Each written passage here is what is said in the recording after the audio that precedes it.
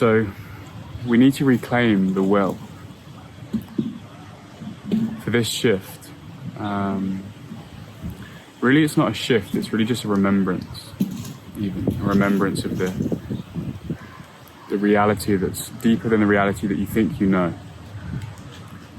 It's a will of seeing your complete architecture, the remembrance that you are the architect of every single experience, every single color, every single feeling, every single emotion is always from a belief.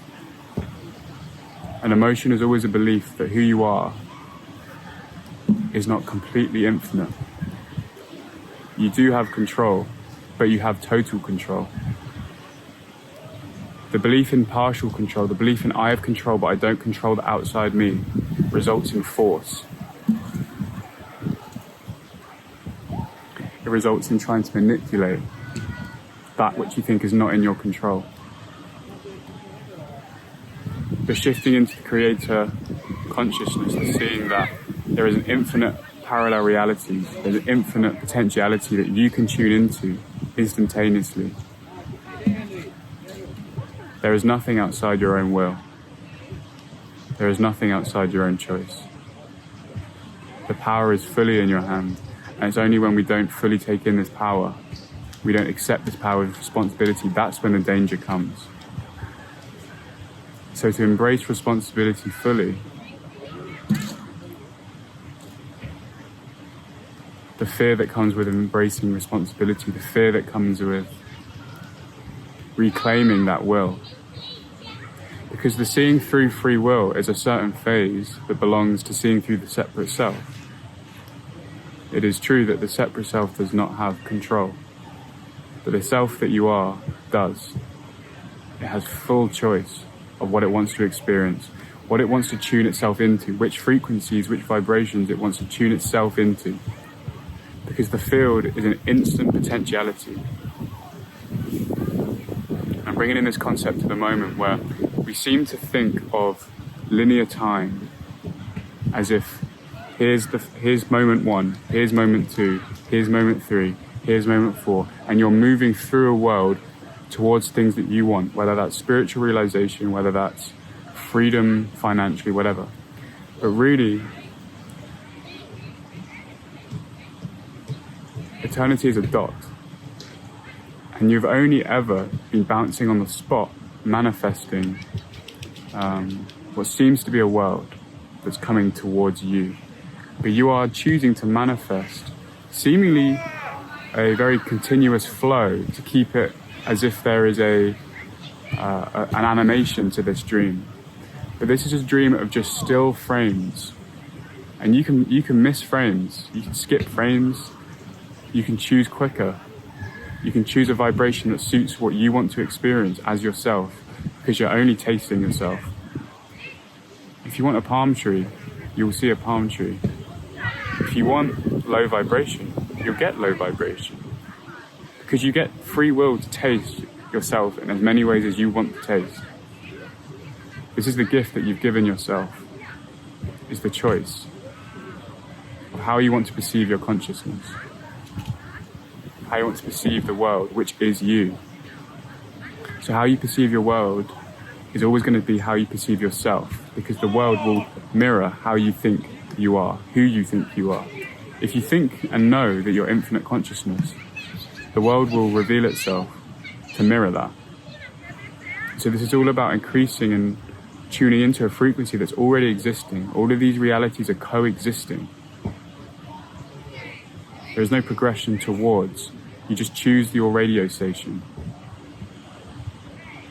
So a lot of the blockages to this is usually a fear of will, a fear of the power of the mind, as if it's going to be used in the wrong way.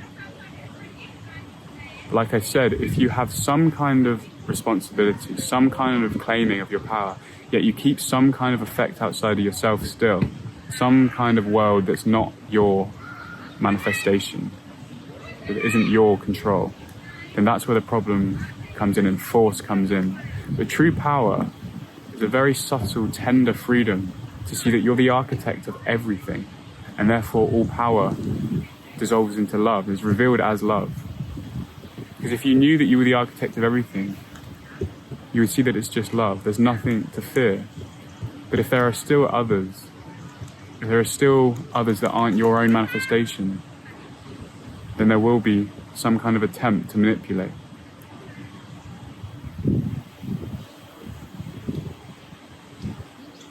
But others are just body dolls acting out how you feel around yourself.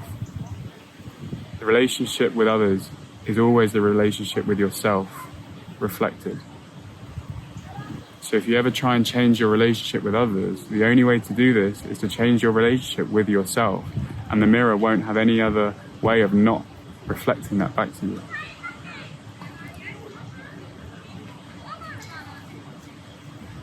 But this takes a lot of power. And these doors that I've been speaking about, the narrow, narrow doors, the lack of abundance, the self-limiting beliefs around that you're not creating every moment through choice, can't get through these doors. There can be no limitation here. There can be no outpicturing of power, of will, of choice, of creation. This is the vibration, the new frequency, or a deeper frequency in certain phases. Really, it's self-hatred. To keep hold of these imaginary limitations that you place on yourself, that anything's outside your own choice, of the vibration you are, the frequency you look into, the way you perceive your will.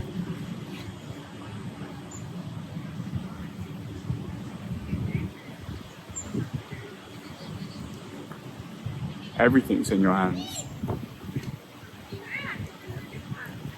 And that's very scary to a mind that isn't ready for that.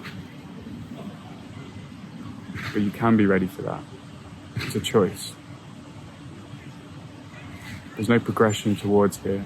It's a willingness to see the instant nature of release. Release from constructs, release from identities, release from thinking the world is anything but your own reflection of how you perceive yourself. There's nothing to wait for, there's nothing to lose. I say just go for it. Trust it. Trust yourself more than anything.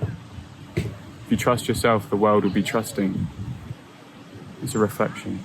If you love yourself, the world will be loving. If you think you can do anything, if you think you are infinite, the world will reflect that.